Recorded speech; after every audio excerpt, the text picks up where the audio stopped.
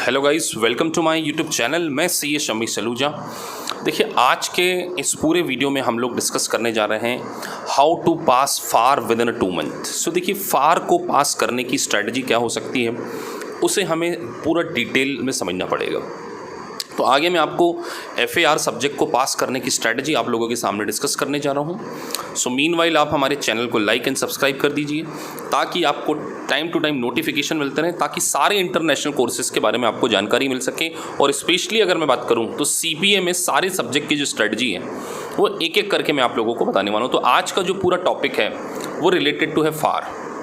देखिए, फार सब्जेक्ट जो है वो काफ़ी डिफ़िकल्ट पड़ता है बच्चों को। स्पेशली अगर मैं बात करूं, फार उन स्टूडेंट्स के लिए तो काफ़ी डिफ़िकल्ट होगा जिनका कि चार्टर्ड अकाउंटेंसी बैकग्राउंड नहीं है, जो सिंपली ग्रेजुएट हैं, BCom हैं, या जिन्होंने CA इंटर को पास किया है, या MCom या MBA के बाद CPA को प्लान कर रहे हैं। सो स्पेशली मैं आज उन लोगों बच्चों से कहना चाहूँगा कि अगर आप चार्टर्ड अकाउंटेंसी नहीं है, देखिए चार्टर्ड अकाउंटेंट के लिए FAR सब्जेक्ट को क्रैक करना कंपैरेटिवली आसान होता है, क्योंकि अगर आप देखें तो जो फार का जो करिकुलम है उसमें है IFRS, international financial reporting standard, और US GAAP। So being a chartered accountant student आपको आसान इसलिए पड़ जाता है क्योंकि आप CA फाइनल में पूरा इंडेस पढ़ते हैं, और इंडेस बेसिकली क्या है, IFRS ही है। तो IFRS का कन्वर्ट फॉर्म ऑफ IFRS है।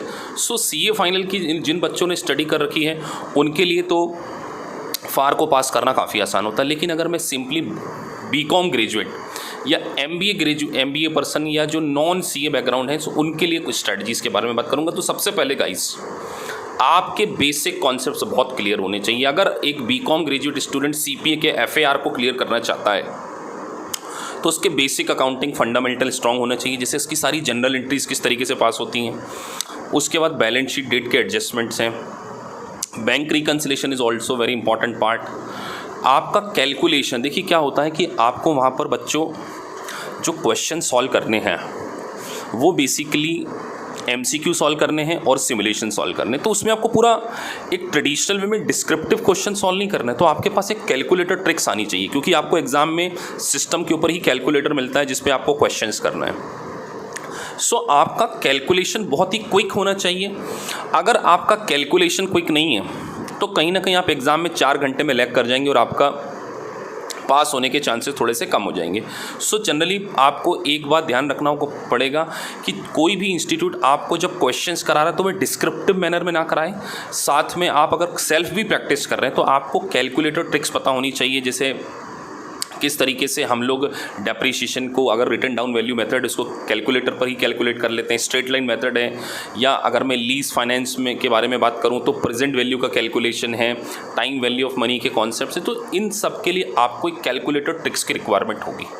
तो पहली चीज़ मैंने बच्चों आपसे बात करी कि आपका फंडामेंटली बहुत स्ट्रांग होना ज़रूरी है। जनरल एंट्री स्पेसिफिकली मैं बात करूँ, जनरल एंट्रीज बैलेंस शीट की ईच आइटम, फिर मैं बैलेंस शीट डेट के एडजस्टमेंट्स के बारे में बात करूँ, like accrued income, accrued expenses, outstanding earned income, prepaid expenses.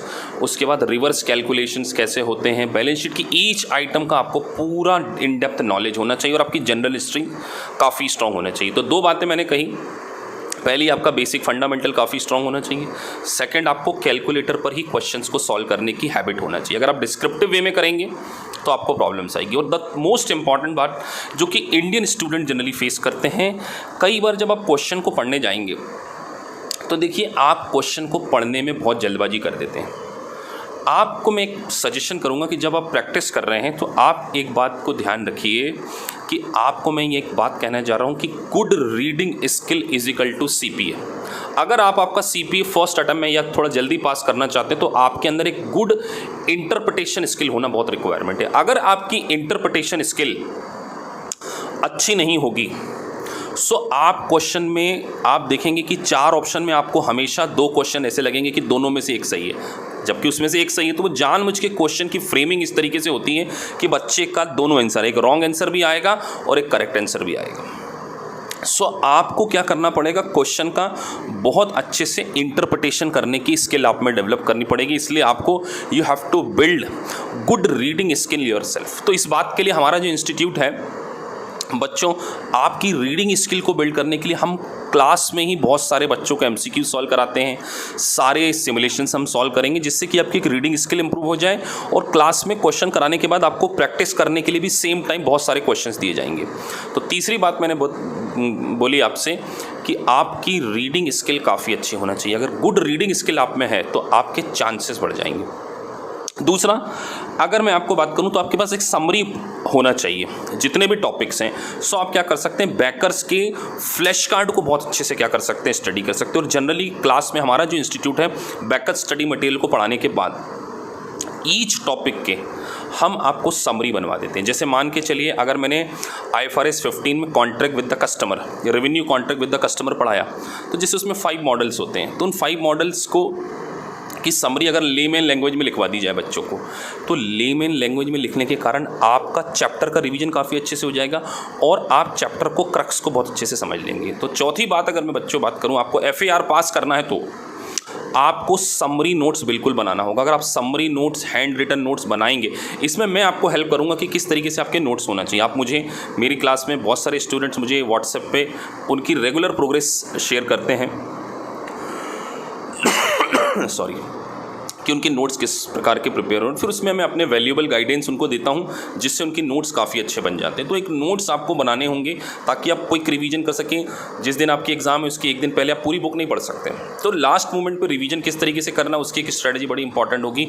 और आपको regular topic wise mock test देने होंगे। कोई भी इंस्टीट्यूट जिसमें भी आप पढ़ रहे हैं, आपके रेगुलर मॉक टेस्ट होना चाहिए। जैसे अगर आपका एक टॉपिक हो गया, FAR में 6 सेक्शन है, जैसे सेक्शन 1 हो गया, तो उसके सारे मल्टीपल चॉइस क्वेश्चन क्लास में आप कर लीजिए और उसके बाद आपको उसका एक मॉक टेस्ट।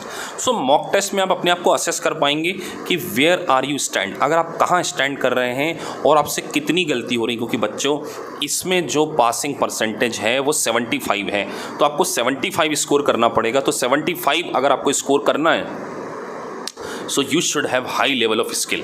सो इसके लिए आपको क्या करना पड़ेगा, 3 टाइम्स एटलीस्ट रिवीजन करना होगा। हमारा इंस्टीट्यूट क्लास में पूरा सिलेबस फिनिश होने के बाद एक बार बच्चों को खुद रिवीजन कराता है और 3rd रिवीजन बच्चे अपने आप करते हैं। उनमें जो भी डाउट्स आते हैं उनको हम क्या करते हैं, यहाँ पे क्लैरिफाई करते हैं। तो 3 रिवीजन मस्ट है FAR में। और आपको एक और बहुत ही ज़्यादा इंपॉर्टेंट बात मैं करूँ, आपको एग्ज़ाम के वेटेज के अकॉर्डिंग पढ़ना होगा। क्योंकि देखिए, CPA ने, AICPA ने अपने ब्लूप्रिंट में परसेंटेज चैप्टर्स के बता रखे हैं कि किस पोर्शन में से कितने ज़्यादा क्वेश्चन पूछे जाते हैं और किसका वेटेज कितना है। तो you should have clear idea about what the percentage are. उसके बाद AICPA के मॉडल टेस्ट पेपर भी देखिए, अगर आप वेबसाइट पे जाके देखेंगे तो AICPA ने मॉडल टेस्ट पेपर दिए हुए हैं CPA के सारे सेक्शंस के। तो FAR सेक्शन के आप क्या करें, एक बार पूरा कोर्स फिनिश होने के बाद उस AICPA के मॉडल टेस्ट पेपर को क्या करिए, आप सॉल्व कर लीजिए। उसके बाद अगर मैं बात करूं बच्चों, आपका क्वेश्चन में एप्लीकेशन ऑफ माइंड होता है। तो आपको एप्लीकेशन ऑफ माइंड के लिए आपको कॉन्सेप्ट को समझना पड़ेगा। n नंबर ऑफ क्वेश्चन तो इंपॉर्टेंट है, क्वेश्चंस आप बहुत सारे कीजिए, लेकिन आपका कहीं ना कहीं कॉन्सेप्ट पार्ट क्या होना चाहिए, काफ़ी स्ट्रांग होना चाहिए। इस बात को ध्यान में रखते हुए हम लोग आपको हर चैप्टर के कॉन्सेप्ट रजिस्टर भी बनवाते हैं कि जैसे कोई चैप्टर पढ़ा दिया उसमें क्या क्या कॉन्सेप्ट लगते हैं। जैसे अगर मैं बात करूँ, डेरिवेटिव्स चैप्टर है, तो डेरिवेटिव्स में किस तरीके के कॉन्सेप्ट्स होंगे, हैज अकाउंटिंग में किस तरीके के कॉन्सेप्ट्स होंगे, फाइनेंस लीज और कैपिटल लीज, ऑपरेटिंग लीज के क्वेश्चन के कॉन्सेप्ट्स क्या होंगे। सो कॉन्सेप्ट रजिस्टर भी आपको बना दिया जाता है और उस कॉन्सेप्ट से रिलेटेड आपको क्वेश्चन में भी हेल्प मिलेगी और हम सारे क्वेश्चंस आपको क्लास में ही कवर करा देते हैं। तो अगर आप FAR को सही तरीके से पास करना चाहते हैं तो आपको एक तो बैकर्स का स्टडी मटेरियल, आपके सारे कॉन्सेप्ट नोट्स का बने होना चाहिए, समरी नोट्स बने होना चाहिए, सारे मल्टीपल चॉइस क्वेश्चन आपने करना चाहिए और आपको शॉर्ट ट्रिक्स पता होनी चाहिए कि कैलकुलेटर पर ही क्वेश्चन को कैसे सॉल्व किया जाता है और आपकी रिवीजन स्ट्रेटजी सही तरीके से होना चाहिए। You should have good interpretation skill, आपकी इंटरप्रिटेशन स्किल काफ़ी अच्छी होना चाहिए और आपके पास एक अच्छी फैकल्टी का सपोर्ट होना भी काफ़ी ज़रूरी है ताकि वो आपको क्या करें, आपके एग्ज़ाम तक गाइड करें। इसलिए हमारा इंस्टीट्यूट बच्चों को लाइफ टाइम वैलिडिटी की फैसिलिटी प्रोवाइड करता है। जब तक आप एग्जाम में पास नहीं कर जाते, we will consistently touch with you और हमारा फोकस होता है कि लाइफ टाइम में बच्चों को CPA क्लियर करा दिया जाए। तो सारे बेसिक कॉन्सेप्ट्स आपको क्लियर किए जाएंगे, सारे मल्टीपल चॉइस क्वेश्चन आपको कवर किए जाएंगे।